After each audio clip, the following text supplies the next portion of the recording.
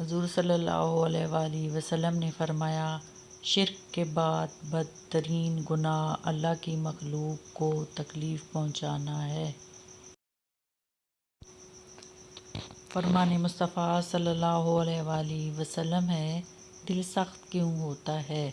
اللہ تعالیٰ کے ذکر کے سوا زیادہ گفتگو نہ کرو، کیونکہ اللہ تعالیٰ کے ذکر کے بغیر زیادہ کلام کرنا دل کی سختی کا باعث ہے، اور سخت دل آدمی اللہ تعالیٰ سے بہت دور ہوتا ہے۔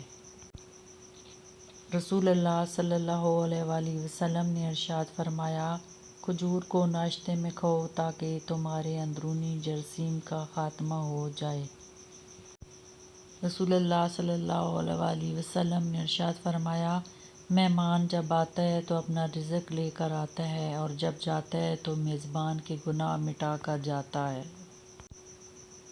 رسول اللہ صلی اللہ علیہ وآلہ وسلم نے ارشاد فرمایا، سب سے افضل ذکر لا الہ الا اللہ ہے، اور سب سے افضل دعا الحمدللہ ہے۔